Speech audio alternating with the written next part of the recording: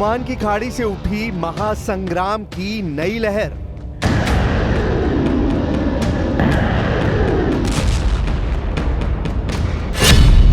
Khamenei के लड़ाकों की वार्निंग, बैकफुट पर अमेरिका।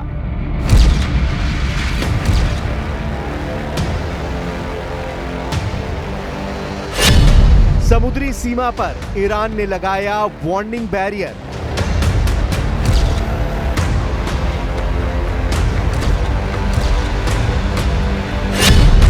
पीछे हटने को मजबूर हुआ अमेरिकी युद्धपोत।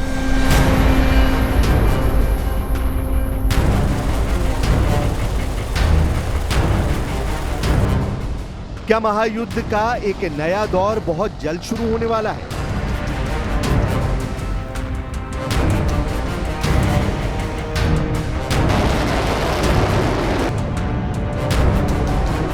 क्या इस बार पश्चिम एशिया में जंग का असर पहले से भयानक होने वाला है?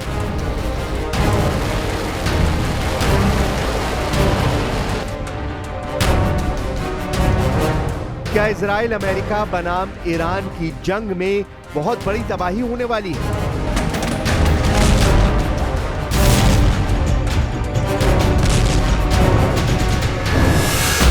यह महज अब कोरे सवाल नहीं है, क्योंकि जो संकेत, जो इशारे मिल रहे हैं वो यही साबित कर रहे हैं कि इस बार जो चिंगारी भड़कने वाली है उसकी जद में कई देश आने वाले हैं, और यही इशारा इन तस्वीरों से साफ हो रहा है। ओमान की खाड़ी में ईरान की अमेरिका पर पहली जीत के साथ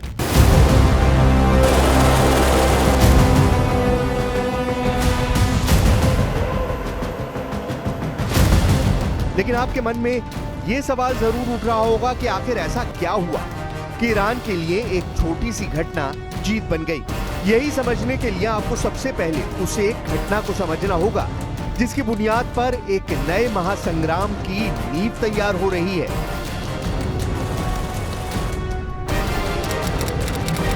तेईस जुलाई 2025 बुधवार, जगह ओमान की खाड़ी।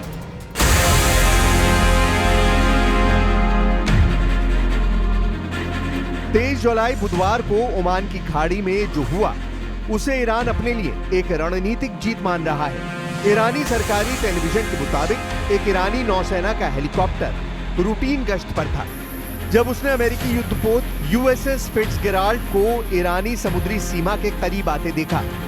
इसके तुरंत बाद हेलीकॉप्टर ने जहाज के ऊपर से उड़ान भरी और अमेरिका को सख्त चेतावनी दी,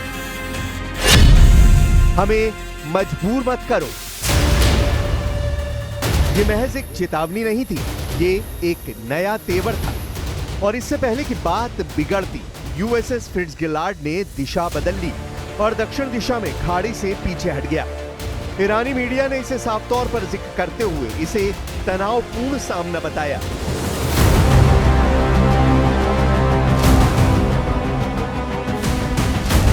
अमेरिका की तरफ से कोई तत्काल प्रतिक्रिया नहीं आई, लेकिन अमेरिकी सेंट्रल कमांड ने कहा कि वो हालात का जायजा ले रहे हैं। इस घटना की अहमियत इसलिए और बढ़ जाती है क्योंकि ये ईरान और अमेरिका के बीच पहली सीधी भिड़ंत है उस 12 दिन की जंग के बाद जिसमें अमेरिका ने बंकर बस्टर बमों से ईरानी परमाणु ठिकानों पर हमला किया था।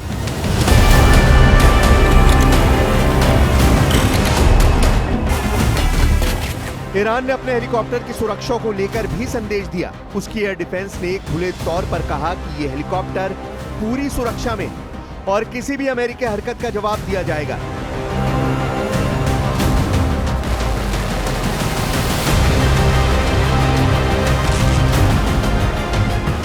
यह घटना दिखाती है कि ईरान अब सिर्फ बयानबाजी नहीं कर रहा, वो अब समुद्री मोर्चे पर भी जवाबी कार्रवाई करने को तैयार है। ओमान की खाड़ी में इस तरह की घटना, जहां अमेरिका की नौसेना लंबे समय से निर्विवादित रूप से एक्टिव रही है, एक बड़ा संकेत है कि ईरान ने अब समुद्र में भी अपनी सैन्य मौजूदगी का ऐलान कर दिया है। और जब सबसे शक्तिशाली नौसेना यानी अमेरिका पीछे हटे तो ये सिर्फ घटना नहीं, रणनीतिक संदेश बन जाता है। ओमान की खाड़ी सुनने में एक छोटा सा जल क्षेत्र लगता है, लेकिन यही खाड़ी है जो दुनिया की तेल आपूर्ति का केंद्र है। यह खाड़ी पर्शियन गल्फ और अरब सागर के बीच स्थित है और यहीं से होकर दुनिया का 1/3 तेल गुजरता है। इसीलिए यहां पर अमेरिका, ईरान, सऊदी अरब, यूएई और ब्रिटेन जैसी ताकतों की निगाहें टिकी रहती हैं। अमेरिका दशकों से इस क्षेत्र में अपनी नौसेना की तैनाती बनाए हुए है ताकि वो फ्रीडम ऑफ नेविगेशन के नाम पर अपना वर्चस्व बनाए रख सके। लेकिन बीते कुछ सालों में ईरान ने इस रणनीतिक क्षेत्र में अपनी गतिविधियां तेज की हैं। वो साफ संदेश देना चाहता है, हम अपने समुद्री इलाके में किसी भी विदेशी सैन्य उपस्थिति को चुनौती देंगे। ओमान की खाड़ी सिर्फ तेल के लिए नहीं बल्कि सैन्य रणनीति के लिए भी बेहद अहम है। यहां से होकर ही अमेरिका के एयरक्राफ्ट कैरियर्स और परमाणु हथियार ले जाने वाले जहाज पश्चिम एशिया में एंटर करते हैं। बुधवार को यूएसएस फिट्जगेराल्ड का पीछे हटना पहली बार हुआ है कि अमेरिकी युद्धपोत को बिना झड़प के लौटना पड़ा, और ये किसी अज्ञात सागर में नहीं बल्कि दुनिया की सबसे संवेदनशील समुद्री सीमा पर हुआ। ईरान ने बार बार कहा है कि अगर उसकी संप्रभुता पर सवाल उठेगा तो वो प्रतिक्रिया देगा, और इस बार प्रतिक्रिया एक तरफा नहीं रही। ये सिर्फ एक नेवल वार्निंग नहीं थी, ये ईरान का समुद्री दबदबे का सीधा ऐलान था। वैसे यूएसएस फिट्जगेराल्ड का पीछे हटना अचानक नहीं था।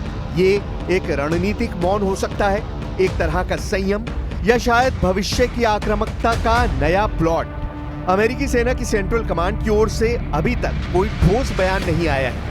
केवल इतना कहा गया है कि हम स्थिति का मूल्यांकन कर रहे हैं। ये वही अमेरिका है जिसने 12 दिन की जंग के दौरान B-2 बमवर्षकों से ईरान पर हमले किए थे। यही अमेरिका अब खाड़ी में पीछे हट रहा है तो सवाल उठता है, क्या यह अस्थायी कूटनीतिक चुप्पी है या फिर किसी बड़ी योजना का हिस्सा? एक संभावना यह भी है कि अमेरिका जानता है कि ओमान की खाड़ी में एक छोटा भी टकराव पूरे पश्चिम एशिया को युद्ध में धकेल सकता है, और वो इस वक्त खुद यूक्रेन, ताइवान और इजराइल गजा मोर्चों पर पहले ही एक्टिव है। दूसरी ओर अमेरिका लगातार इस क्षेत्र में फ्रीडम ऑफ नेविगेशन की नीति को बरकरार रखने की कोशिश करता रहा है। लेकिन इस बार जब उसका युद्धपोत बिना लड़े ही लौट आया तो वॉर टैक्टिक्स पर नजर रखने वाले कुछ एक्सपर्ट्स का मानना है कि ये अमेरिका की रणनीतिक समझदारी थी, क्योंकि अगर वो भिड़ता तो ईरान को खाड़ी में खुला युद्ध छेड़ने का मौका मिल सकता था, और अगर वो चुप रहा तो ईरान इसे अपनी पहली समुद्री विजय घोषित कर सकता है। ऐसे में वॉशिंगटन की खामोशी खुद एक रणनीति बन जाती है जिससे वो बिना गोली चलाए स्थिति को काबू में रख सके। ये सब कुछ ऐसे वक्त में हुआ जब इजराइल अमेरिका बनाम ईरान की जंग में लगातार एक दूसरे को चेतावनी जारी की जा रही है। अब ईरान के राष्ट्रपति मसूद पेज़ेश्कियान ने इजराइल को लेकर जो कुछ कहा है वो तनाव को और ज्यादा बढ़ाने वाला है। उन्होंने साफ कहा कि हम इजराइल के भीतर फिर से हमला करने के लिए तैयार हैं। हम युद्ध विराम पर भरोसा नहीं करते क्योंकि इजराइल इसे कभी मानता ही नहीं। इस दौरान पेज़ेश्कियान ने यह भी दावा किया कि ईरान ने इजराइल की गहराई में घुसकर हमले किए थे और बड़ी चोट पहुंचाई है, लेकिन इजराइल अपना नुकसान छुपा रहा है। यह बयान ऐसे समय में आया है जब अमेरिका ने भी 12 दिन की जंग में ईरान पर बमबारी की थी, और अब उसी अमेरिका का युद्धपोत जब ईरानी हेलीकॉप्टर से चेतावनी पाकर लौटता है तो पेज़ेश्कियान को यह कहने का और मजबूत आधार मिल जाता है कि हम किसी से नहीं डरते, न इजराइल से न अमेरिका से।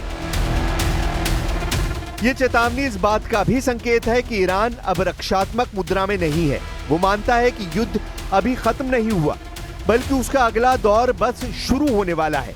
12 दिन के युद्ध में इजराइल और अमेरिका ने मिलकर ईरान के परमाणु ठिकानों, मिसाइल गोदामों और वैज्ञानिक ठिकानों को निशाना बनाया था। ईरान के मुताबिक इन हमलों में उसके 900 से ज्यादा नागरिक मारे गए, जिसमें शीर्ष वैज्ञानिक और सैन्य अधिकारी शामिल थे। लेकिन राष्ट्रपति पेज़ेश्कियान का दावा है कि इन हमलों का असली मकसद था ईरान की टॉप लीडरशिप को खत्म करना, लेकिन इजराइल इस मिशन में पूरी तरह नाकाम रहा। इससे यह भी साफ होता है कि युद्ध की रणनीति केवल ढांचे पर नहीं दिमाग पर थी, यानी उस रणनीतिक सोच को खत्म करना जो ईरान को अगला परमाणु राष्ट्र बना सकती थी। लेकिन ईरान का संदेश अब बिल्कुल साफ है, और वो ये कि ईरान के वैज्ञानिकों को मारकर उनकी सोच को नहीं मारा जा सकता। ईरान की ताकत परमाणु रिएक्टरों में नहीं, दिमागों में है। इजराइल को उम्मीद थी कि वो सैन्य दबाव से ईरान को झुका देगा, लेकिन अब तक जो संकेत मिले हैं उससे लगता है कि तेहरान और भी अधिक आक्रामक और संगठित हो गया है।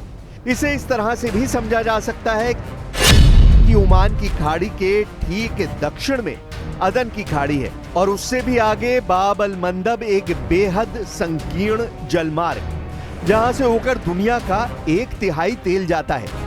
यह इलाका पूरी तरह से सैन्य दृष्टि से रेड जोन बन चुका है।